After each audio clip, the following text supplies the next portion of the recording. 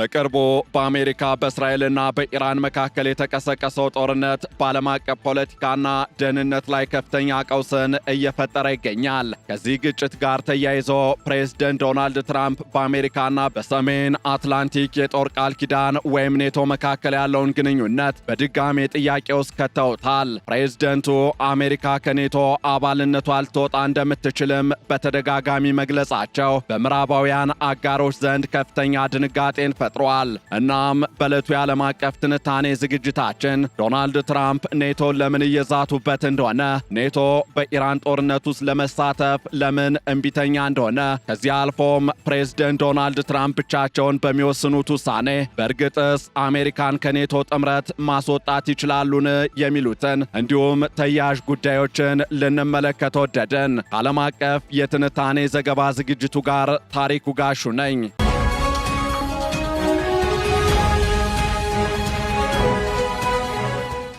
ከሁለተኛው የዓለም ጦርነት በኋላ ለምዕራባውያን የደህንነት ዋነኛ መሠረት ሆኖ እያገለገለ የሚገኘው የሰሜን አትላንቲክ ጦር ቃል ኪዳን ድርጅት ኔቶ በአሁኑ ወቅት ከከባድ ፈተና ጋር ፊት ለፊት ተፋጧል። ፕሬዝደንት ዶናልድ ትራምፕ ከኢራን ጋር የጀመሩት ጦርነትን ተከትሎ አጋር ሀገራት ድጋፍ ባለመስጠታቸው ምክንያት አሜሪካን ከድርጅቱ ለማስወጣት በቁርጠኝነት እያሰቡበት መሆኑን መግለጻቸው ዓለም አቀፉን ፖለቲካ እጅጉን አናውጦታል።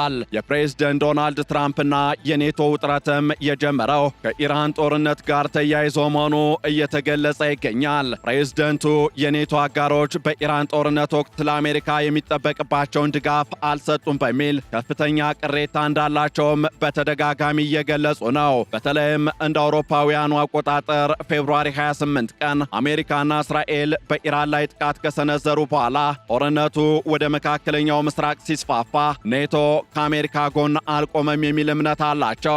ከዚህ ጋር በተያያዘም ፕሬዝደንት ዶናልድ ትራምፕ ከብሪታንያው ቴሌግራፍ ጋዜጣ ጋር ባደረጉት ቃለ ምልልስ ኔቶን የወረቀት ላይ ነብር ሲሉ ጠርተውታል። ፕሬዝደንቱ ሲናገሩም ኔቶ የወረቀት ላይ ነብር መሆኑን ሁልጊዜ ማውቅ ነበር፣ ፑቲንም ቢሆን ይህንን ያውቃል ብለዋል። ይህም ዶናልድ ትራምፕ ለጥምረቱ ያላቸውን ንቀት በግልጽ ያሳየ ድርጊት ተደርጎ ተወስዷል። ዶናልድ ትራምፕ በኢራን ጦርነት ምክንያት የአሜሪካን የኔቶ አባልነት በድጋሜ ለማየት ፍላጎት እንዳላቸው ሲገልጹ፣ አዎ ከአባልነት መውጣትን ከግምት ውስጥ አስገባለሁ፣ ይህም ጉዳይ ከግምገማ በላይ የደረሰ ነው በማለት ቁርጠኝነታቸውን አሳይተዋል። ፕሬዝደንት ዶናልድ ትራምፕ የኔቶ አጋሮችን የሚወቅሱበት ዋነኛ ምክንያትም የሆርሙዝ የባህሮች መጠን ደህንነት ለመጠበቅና የንግድ መስመሩን ለመክፈት አጋር ሀገራት መርከቦቻቸውን ለመላክ ፈቃደኛ ባለመሆናቸው ነው። በተለይም እንደ ስፔንና ብሪታንያ ያሉ ሀገራት በጦርነቱ ውስጥ ንቁ ተሳትፎ ለማድረግ አለመፈለጋቸው ፕሬዝደንቱን ያስቆጣ ጉዳይ መሆኑ በተደጋጋሚ እየተገለጸ ነው። ስፔንን ተሸናፊና ለኔቶ ጠላት ሲሉ የጠሯት ፕሬዝደንት ዶናልድ ትራምፕ የብሪታንያውን ጠቅላይ ሚኒስትር ኬር ስታርመርም በኢራን ጦርነት ውስጥ ለመሳተፍ ባለመፈለጋቸው ክፉኛ ነቅፈዋቸዋል። በሌላ በኩል ደግሞ ለትራምፕ ኔቶ አሜሪካ ስትፈልገው የማይገኝ ከሆነ አሜሪካም ለአውሮፓ ደህንነት የምታወጣውን ወጪ መቀነስ አለባት የሚል አቋም አላቸው። ትራምፕ ለእኛ በሌሉበት ጊዜ እኛ ለምን ለነሱ እንኖራለን የሚል ጥያቄ በማንሳት አጋሮቻቸውን እያስጠነቀቁም ነው። ኔቶ በኢራን ጦርነት ውስጥ ለመሳተፍ ፈቃደኛ ያልሆነው በሕጋዊና በፖለቲካዊ ምክንያቶች እንደሆነ በሌላ በኩል እየተነሳ ይገኛል። በኔቶ ቻርተር አንቀጽ 5 መሰረትም ኔቶ የሚሰራው አንደኛው አባል ሀገር ጥቃት ሲሰነዘርበት ብቻ እንደሆነ ይደነግጋል። ነገር ግን የኢራን ጦርነት በአሜሪካና እስራኤል ቅድመ ጥቃት የተጀመረ እንጂ አሜሪካ ተወራ የመጣ ጦርነት አይደለም። የአውሮፓ ሀገራትም ይህ ጦርነት የምርጫ ጦርነት ብለው ስለሚያምኑ እንዲሁም አሜሪካ ጦርነቱን ከመጀመሯ በፊት አጋሮቿን ስላላማከረች አገራቱ በጦርነቱ ውስጥ ተሳታፊ ለመሆን አልፈለጉም። የብሪታንያው ጠቅላይ ሚኒስትር ኬር ስታርመር ይህ የኛ ጦርነት አይደለም፣ ወደዚህ ጦርነት አንጎተትም በማለት የብሪታንያን ብሔራዊ ጥቅም እንደሚያስቀድሙ በግልጽ ተናግረዋል። ይህ የአውሮፓ ሀገራት አቋምም ፕሬዝደንት ዶናልድ ትራምፕን ለብቻቸው እንደቀሩ እንዲሰማቸው አድርጓቸዋል።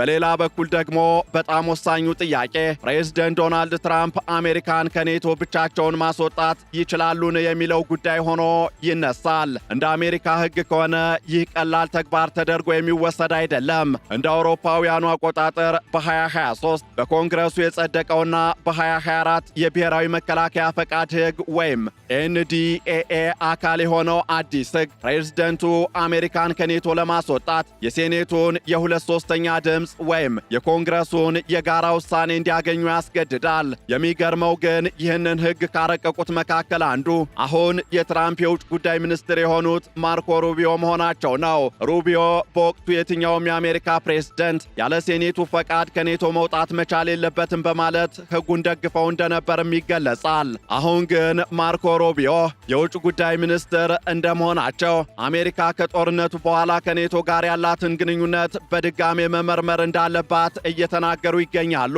ሩቢዮ ይህ ግንኙነት አሁንም ጥቅማችንን እያስጠበቀ ነውን?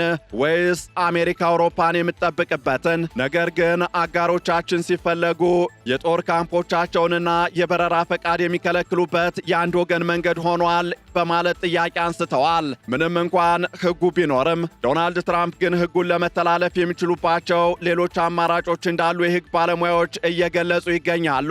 ፕሬዝደንቱ የጦር ኃይሎች ጠቅላይ አዛዥነታቸውንና በውጭ ጉዳይ ላይ ያላቸውን ብቸኛ ስልጣን በመጠቀም ሕጉን ሕገ መንግስታዊ አይደለም ብለው ሊከራከሩ ይችላሉ።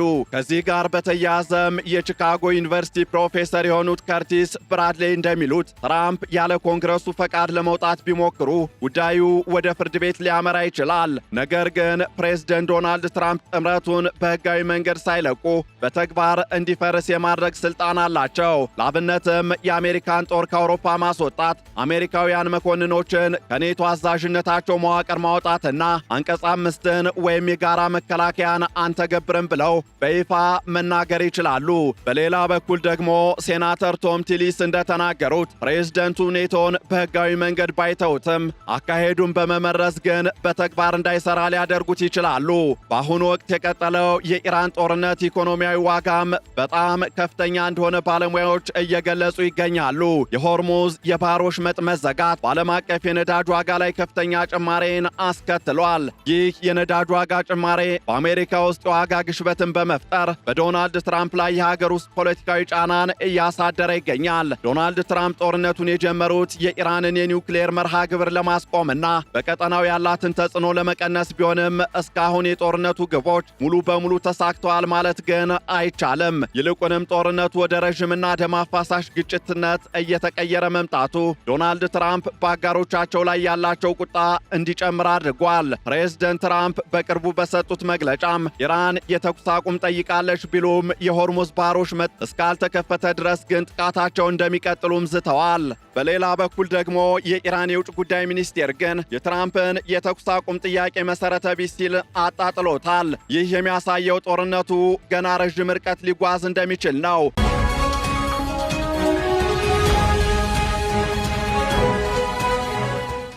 በዚህ መካከለኛ ቀውስ ውስጥ ኔቶ የቆመበት መሰረት እየተናጋም ይገኛል። ባለሙያዎች እንደሚሉት ትራምፕ አሜሪካን ከኔቶ ለማስወጣት የሚያደርጉት ዛቻ በራሱ በጥምረት ውስጥ ያለውን መተማመን እያጠፋው ይገኛል። የሕግ ባለሙያው ኢላሪያ ዲጆያ አሜሪካን ከኔቶ አባልነት ማውጣት የሚለው ሐሳብ በራሱ ጥምረቱን ያዳክማል፣ የአውሮፓን የደህንነት ዕቅድም ያናጋል፣ እንዲሁም ጠላቶችን ያበረታታል ብለዋል። ይህ በእንዲህ እንዳለ የኔቶ ዋና ጸሐፊ የሆኑት ማርክ ሩት ትራምፕን ለማባበል የጥምረቱ አባት በማለት ቢጠሯቸውም እንዲሁም የአውሮፓ ሀገራት የመከላከያ ወጫቸውን ወደ 5% ለማሳደግ ቢስማሙም ዶናልድ ትራምፕ ግን አሁንም የረኩ አይመስሉም። ከዚህ ጋር በተያያዘ በቀጣይ ምን ሊከሰት ይችላል የሚለው ፕሬዝደንት ዶናልድ ትራምፕ በኮንግረሱና በፍርድ ቤት የሚገጥማቸውን ሕጋዊ መሰናክል ለማለፍ የተለያዩ ስልቶችን ሊጠቀሙ ይችላሉ የሚለውም ምላሽ ሆኖ ይነሳል። በሴኔት ውስጥ ያሉ ሪፐብሊካኖች የበላይነት ቢኖራቸውም እንደ ሴናተር ማርክ ዋርነር ያሉ ዲሞክራቶች ምንጮች ፕሬዝደንት ዶናልድ ትራምፕ ከኔቶ ለመውጣት የሚያደርጉትን ጥረት አደገኛና በጠላቶቻችን እጅ መጫወት ሲሉ እየተቃወሙት ነው። ማርክ ዋርነር ጥምረት ማለት የጥቅም ልውውጥ ብቻ አይደለም፣ ጥምረት በመተማመንና በጋራ እሴቶች ላይ የተገነባ ነው ሲሉም ገልጸዋል። የሴኔቱ አናሳ መሪ ቹክ ሹመርም ሴኔቱ አሜሪካን ከኔቶ ለማስወጣት እንደማይመርጥ በግልጽ ተናግረዋል። እናም የዶናልድ ትራምፕና የኔቶ ግንኙነት በአሁኑ ወቅት እጅግ አስቸጋሪ በሆነ ደረጃ ላይ ይገኛል።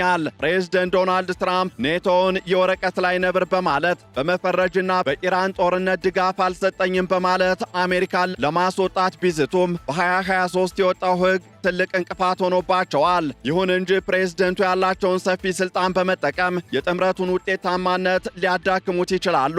የማርኮ ሩቢዮ ሚናም በዚህ ሂደት ውስጥ እጅግ ወሳኝ መሆኑ እየተገለጸ ይገኛል። በአንድ ወቅት የጥምረቱን ቀጣይነት ለማረጋገጥ ሕግ ያረቀቁት ሩቢዮ አሁን ደግሞ ግንኙነቱን በድጋሚ ለመመርመር መነሳታቸው የአሜሪካ የውጭ ጉዳይ ፖሊሲ ወዴት እያመራ እንደሆነ ያሳያል። የኢራን ጦርነት በቶሎ የማይቆም ከሆነ እንዲሁም በትራምፕ ላይ ያለው የሀገር ውስጥ ጫና በረታ ከሄደ የኔቶ ጣፈንታ በአሜሪካው ፕሬዝደንት ውሳኔና በሕጋዊ ክርክሮች መካከል ይወድቃል ማለት ነው። የአሜሪካ ከኔቶ መውጣት ከሁለተኛው የዓለም ጦርነት በኋላ የተገነባውን የዓለም የደህንነት መዋቅር የሚንድ የፖለቲካ ንዝረት መሆኑም ግልጽ ነው። የኔቶ አጋሮች በአሁኑ ወቅት ቀዝቃዛ አእምሮ ወይም ኮልድ ማይንድ ሊኖራቸው እንደሚገባ የፖላንድ የመከላከያ ሚኒስትር ውላዲስላው ኮሶኒያክ ካሚስ ተናግረዋል። ያለ አሜሪካ ኔቶ የለም፣ ያለ አጋሮች ደግሞ ጠንካራ አሜሪካ የለችም ያሉት ሚኒስትሩ ግንኙነቱ የሁለትዮሽ መሆኑን አስታውሰዋል። ሆኖም ዶናልድ ትራምፕ ለዚህ አይነት ዲፕሎማሲያዊ ንግግር ቦታ ያላቸው አይመስሉም። ለእርሳቸው ኔቶ ለአሜሪካ ጥቅም እስካልቆመ ድረስ መኖር የሌለበት ድርጅት ነው። ይህ ግጭት በአሜሪካ ሕገ መንግሥታዊ ተቋማትና በፕሬዝደንቱ ስልጣን መካከል የሚደረግ ትልቅ ፍልሚያ ሆኖ ይቀጥላል። የዓለም አቀፉ ማህበረሰብ አይንም ትራምፕ ሕጉን ጥሰው አሜሪካን ከኔቶ ያስወጣሉ ወይንስ በኮንግረሱ ተጎትተው ጥምረቱ ይቀጥላል የሚለውን ለማየት ወደ ዋሽንግተን አተኩሯል። የወደፊቱ የኔቶ ጣፈንታና የምዕራባውያን ደህንነትም በዚህ ውሳኔ ላይ የተንጠለጠለ ሆኖ ይገኛል። ከዚህ ባሻገርም ዶናልድ ትራምፕ አሜሪካን ከኔቶ የማስወጣት ሕጋዊ ስልጣን በኮንግረሱ የተቀየደ ቢሆንም በተግባር ግን ጥምረቱን የማዳከም ትልቅ አቅም አላቸው። የኢራን ጦርነት በትራምፕና በኔቶ አባላት መካከል ያለውን ጥልቅ ልዩነት ያጋለጠ ድርጊት ተደርጎም ተወስዷል። ማርኮ ሩቢዮ በአንድ ወቅት የኔቶ ጠባቂ የነበሩ ቢሆንም አሁን ግን በአሜሪካ ብሔራዊ ጥቅም ስም የትራምፕን ጫና እያስተጋቡ ይገኛሉ። የወደፊቱ የኔቶ ጣፈንታም በትራምፕ የፍርድ ቤት ፍልሚያ ወይም በኮንግረሱ የፖለቲካ ፍላጎት ላይ ብቻ ሳይሆን አውሮፓውያን ለአሜሪካ ወታደራዊ ፍላጎት በሚሰጡት ምላሽ ላይ ይወሰናል። ፕሬዝደንት ዶናልድ ትራምፕም አሜሪካን በይፋ ባያስወጡ እንኳን አሜሪካ ለኔቶ የምትሰጠው ዋስትና መላላቱ ለሩሲያው ቭላዲሚር ፑቲን ትልቅ የፖለቲካ ድል እንደሚሆን ይገመታል። የኔቶ ጥምረት መጻኢ ድል ፈንታም በአሁኑ ወቅት በዋይት ሃውስ በሚወሰኑ ግትር ውሳኔዎችና በአውሮፓ የደህንነት ስጋቶች መካከል ባለው ሽኩቻ ላይ የተንጠለጠለ ሆኗል። ይህንን ዓለም አቀፍ ትንታኔ ስናዘጋጅ ሲኤንኤን፣ ሮይተርስ፣ ቢቢሲ እንዲሁም ኤፒ ኒውስን በዋቢነት ተጠቅመናል።